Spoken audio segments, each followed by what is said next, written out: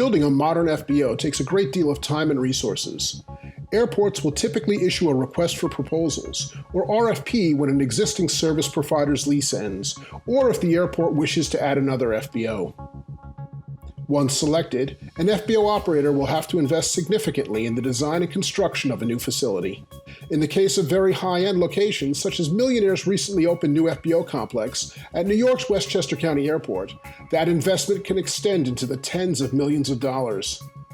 The first newly constructed FBO at the New York City Gateway in 3 decades, the terminal features no less than 6 fireplaces, 3 conference rooms, an attached heated garage, and a golf simulator that takes up an entire room on the 2nd floor.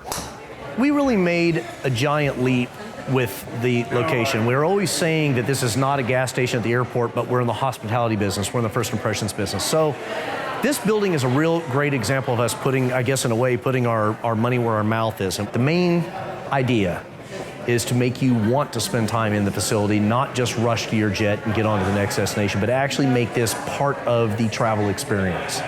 FBO operators hope to recoup that investment over the span of decades-long leases from the airports. But know that at the end of that lease, the leasehold and any FBO improvements on it could revert back to airport control, and possibly even be given to another company to manage under a new lease. At a major airport with several providers, such as Houston area business aviation hub William P. Hobby Airport, there can be significant competition among service providers, as Black Forest Ventures found in the recent opening of its new Galaxy FBO there. Opening an FBO in Hobby with a bunch of competitors that are already very well established leads to some stiff expectations. It's going to be hard competition. We knew that day one. Many of the chains who are here, they're well known, they're national, they're international, some of them, and they provide great service and a great network to back them up. So we knew day one it was going to be a tough fight.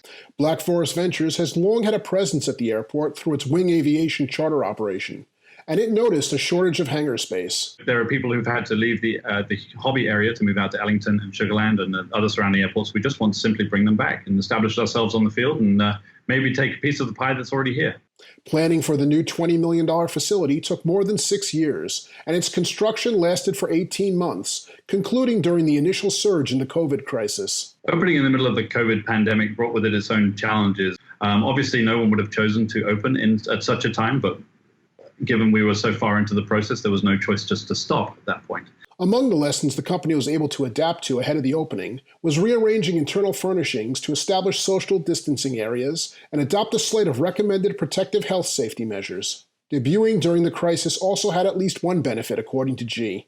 Obviously, opening in the middle of this has meant hiring in the middle of this and meant that training in the middle of this. And we were able to train from day one with all the procedures in place. So a crew didn't have to go and learn all these procedures. They were trained from day one like that. So primacy being what it is, I think everyone's provided the tools and the facility now to go and do a great job during this pandemic.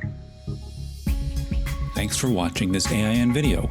Please like, subscribe, and share it if you've enjoyed it.